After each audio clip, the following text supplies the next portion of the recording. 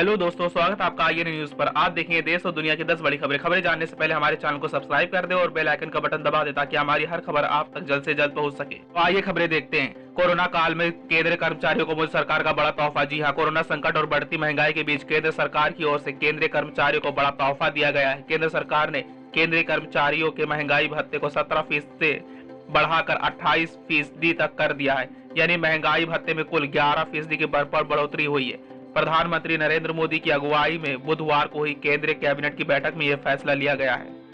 तो वहीं अगली खबर है, संसद के मानसून सत्र से पहले बीजेपी और कांग्रेस में बड़ा फेरबदल। जी हां, मानसून सत्र की शुरुआत से पहले बीजेपी ने बड़ा फैसला लिया है। इसमें बीजेपी ने पीयूष गोयल को राज्यसभा में अपना नेता चुना है। दूसरी तरफ कांग्रेस भी एक बड़ा बदलाव कर सकती है। इसमें कांग्रेस राहुल गांधी को लोकसभा में अपना नेता बना सकती है। बता दें कि 19 जुलाई से संसद का मानसून सत्र शुरू हो रहा है।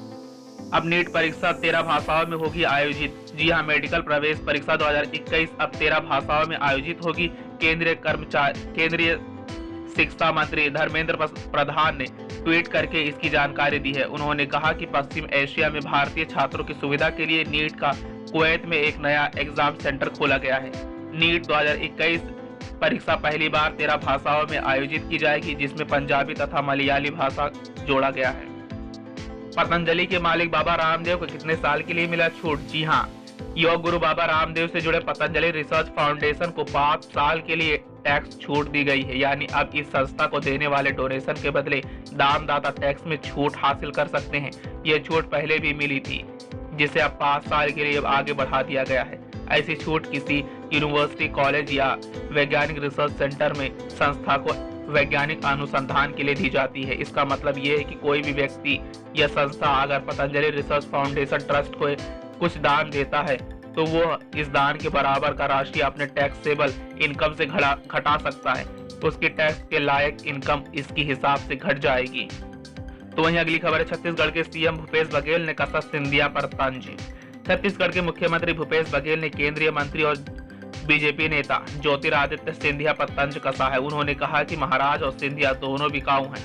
एयर इंडिया बेचने के मामले में छत्तीसगढ़ के मुख्यमंत्री भूपेश बघेल का ज्योतिरादित्य सिंधिया पर तीखा बयान दिया। उन्होंने कहा कि वो बिकाऊ हैं। चित्रकूट में आरएसएस का चिंतन।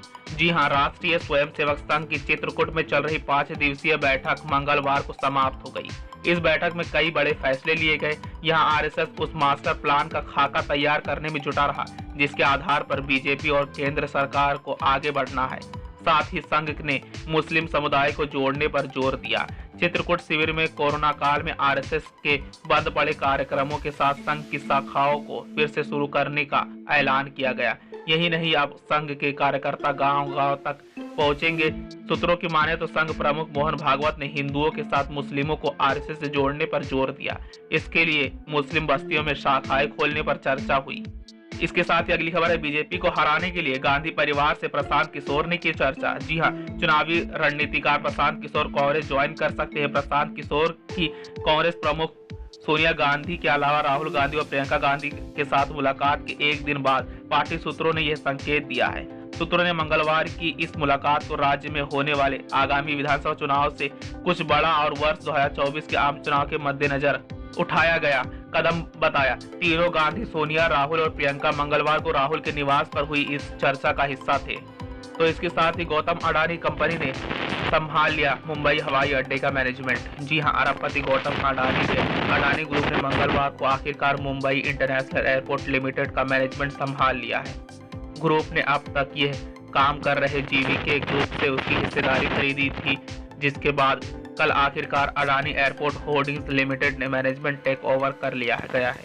इसके साथ ही कंपनी देश की सबसे बड़ी एयरपोर्ट इंफ्रास्ट्रक्चर कंपनी बन गई है। इस नए मैनेजमेंट के साथ अब अडानी एयरपोर्ट होल्डिंग्स लिमिटेड देश की 25% एयरपोर्ट फुटफॉल्स देखने वाली कंपनी होगी। इस कंपनी के तहत देश के 8 एयरपोर्ट आएंगे। वहीं देश के 33% एयर कार्गो ट्रैफिक पर कंपनी का आधिपत्य होगा। तो वहीं दुबई ने तेल अवीव में दूतावास का किया उद्घाटन। जी हां, संयुक्त अरब अमीरात ने बुधवार को औपचारिक रूप से इजराइल में अपना दूतावास खोला।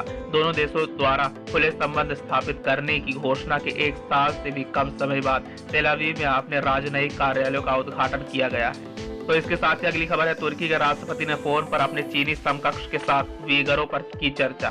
तुर्की के राष्ट्रपति रजब तैयब एर्दोगान ने अपनी चीनी समकक्ष शी जिनपिंग के साथ टेलीफोन पर बातचीत के दौरान वीगर मुसलमानों की स्थिति पर चर्चा की। डेली सभा की रिपोर्ट के अनुसार चीन की संप्रभुता और क्षेत्रीय अखंडता के लिए तुर्की के सम्मान को व्यक्त करते हुए उन्होंने चीन के समान नागरिक के रूप में समृद्धि, स्वतंत्रता और शांति में रहने वाले वीगर तुर्कों के महत्व को रेखांकित किया।